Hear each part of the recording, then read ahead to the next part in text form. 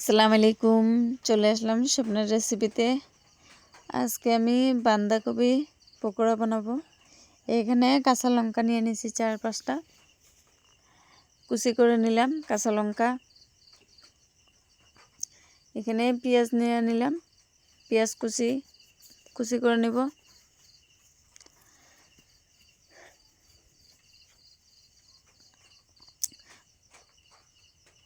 তো 2টা পেঁয়াজ কুচি করে নিলাম, ধনিয়া পাতা কুচি করে নিলাম।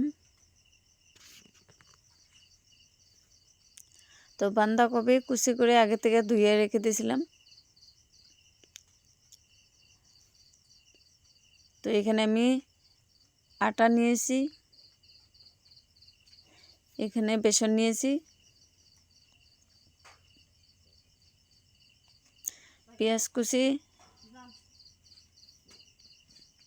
কুচিও দিয়ে দিলাম।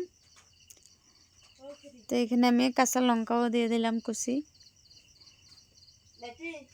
ধনিয়া কুচিও দিয়ে দিলাম, আদা রসুন বাটা দিয়ে দিলাম।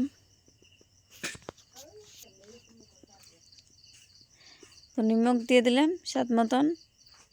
এখানে লঙ্কা গুঁড়া দিয়ে দিলাম, হলুদ গুঁড়া, জিরা গুঁড়া,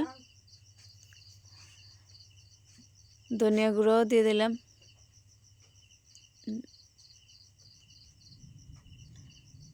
তো এখানে আমি ধনিয়া গুঁড়াও দিছি, জিরা গুঁড়াও দিছি, গরম মশলাও দিছি। তো ভালো করে মিক্স করব, মিশ্রণটা ভালো করে করব। তো মিশ্রণটা ভালো করে করব 2-3 মিনিট লাগাই মিশ্রণটা করব ভালো করে।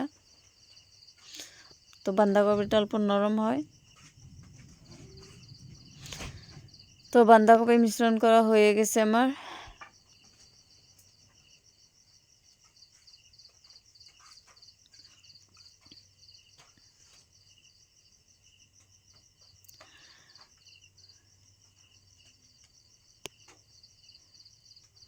তো আমার চ্যানেলটারে সাবস্ক্রাইব করবেন, আমার ভিডিওতে লাইক করবেন, কমেন্ট করবেন, চ্যানেলটারে শেয়ার করবেন।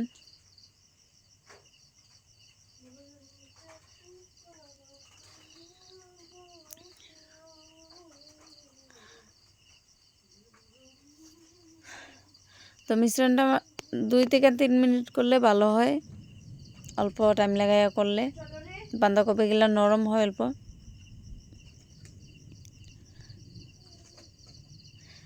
তো হয়ে গেছে মিশ্রণ করা। আমি একটা কড়াই বসাই দিব।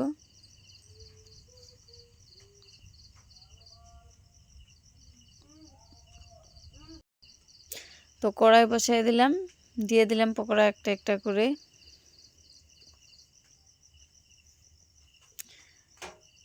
তো উল্টিয়ে দিলাম পকোড়া।